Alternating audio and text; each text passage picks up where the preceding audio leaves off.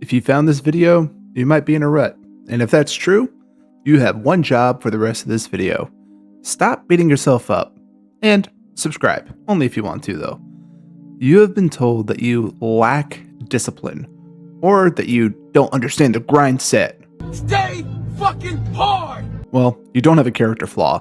What you actually have is a house flaw. We'll unpack exactly what that means. I'm Obadiah Talks. Welcome to my channel if you're new. And today we're going to talk about how you can hack your surroundings so that your brain literally has no choice but to succeed. And this isn't just about cleaning your room. It's about the politics of attention.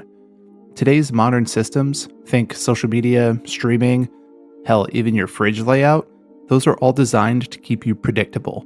And if you're predictable, they can make money off of you.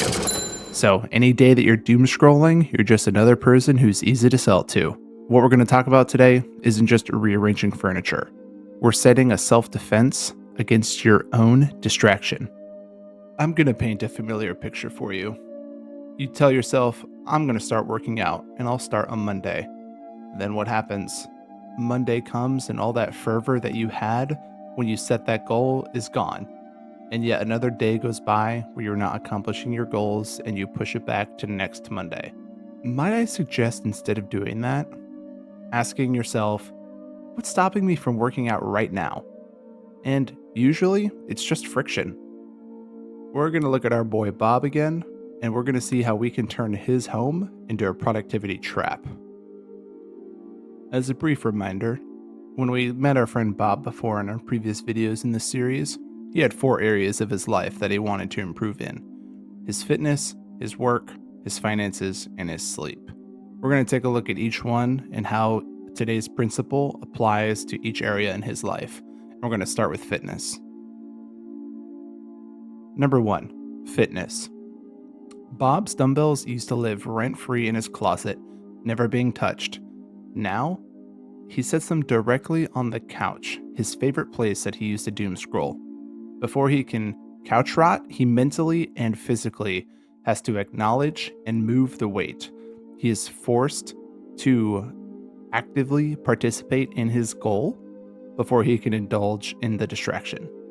If this hack or any others keep you from couch rotting, why don't you go flirt with that like button a little bit and smooch that subscribe button.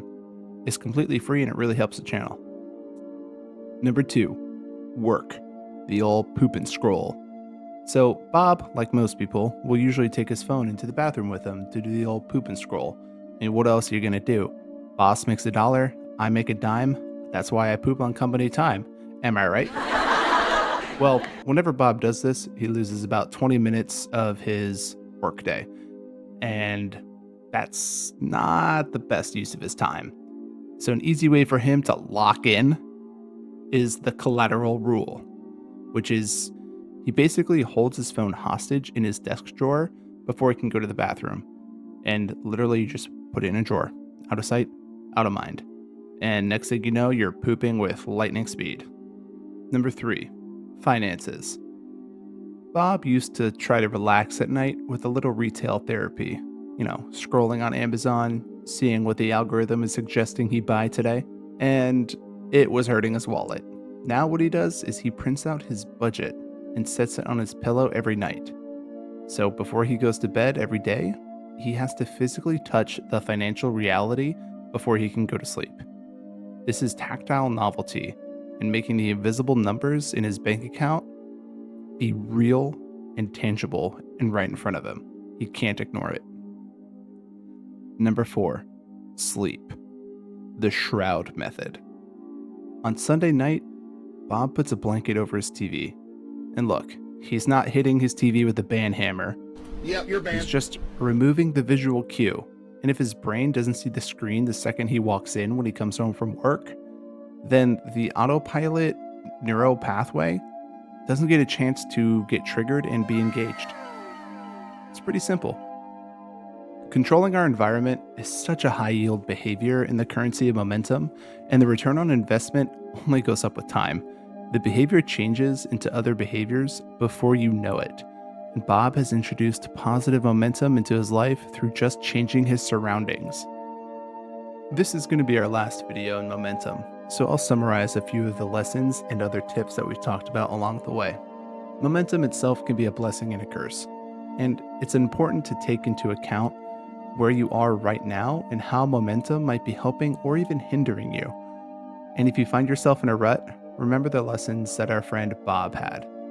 Break the changes into bite sized chunks, introduce novelty into otherwise rote activities, and learn to adjust your environment.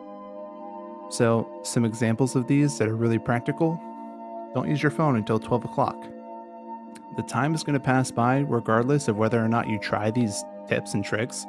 So, why don't you see what's on the other side and actually try it? You never know what might happen. We're all going to end up in the ground one day.